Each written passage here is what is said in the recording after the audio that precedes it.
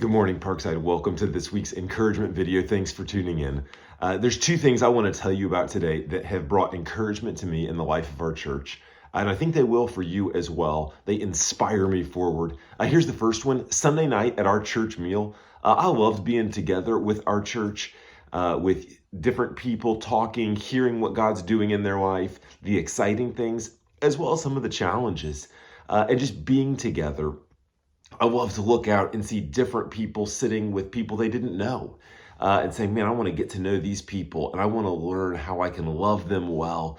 And Park said, I saw the body of Christ in action, and I really love that, and I'm encouraged by it. You're doing a good job. Keep loving one another and growing through relationships. One of the things we talk a lot about is a culture of discipleship, where it's just normal that in our daily life, we're seeking to make disciples. Or you might put it this way, we're just trying to do intentional spiritual good in the lives of others.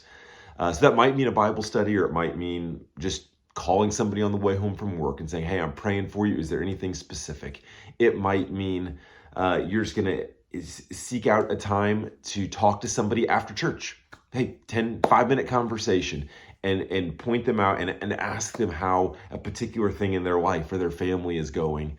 But you're doing intentional good to others spiritually. That's a culture of discipleship, where that's just normal in the life of a church. And I saw that in action this week. I heard yesterday about a guy, one of our members, who at work actually brought the placemats from the Genesis series. So if you remember, like a year ago, we had those placemats made for the Genesis sermon series that had numerous little discussion questions to help kids review over dinner.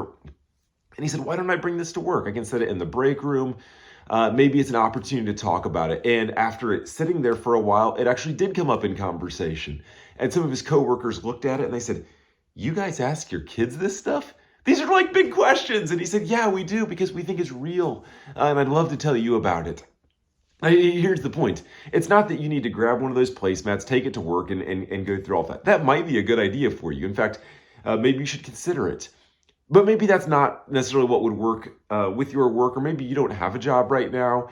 But it was a brother saying, how can I embody a culture of discipleship where it's normal that I'm going to seek to do spiritual good for those in my life? And I think if you'll just turn that into a prayer, say, Lord, help me to see today, how can I do intentional spiritual good for the others in my life? He'll open your eyes and you'll see that. And I trust you'll walk in obedience. I'm encouraged to see these things happening, and I pray they will happen even more within our midst. This Sunday, I am excited to be back together. We'll be in Genesis chapter 39, continuing the story of Joseph, to see how there is hope in the chaos. You'll want to be here for that. And then Sunday night, we have our Pathway to Maturity at 6 o'clock. Part of our discipleship pathway is growth in maturity. And so Sunday nights is Pathways to Maturity. How do we actually get there? And we'll be focused on how we exercise our spiritual gifts. That is part of our Pathway to Maturity. I hope you'll plan to be there for that as well. Parks, and I love you. Look forward to seeing you Sunday. Have a great week.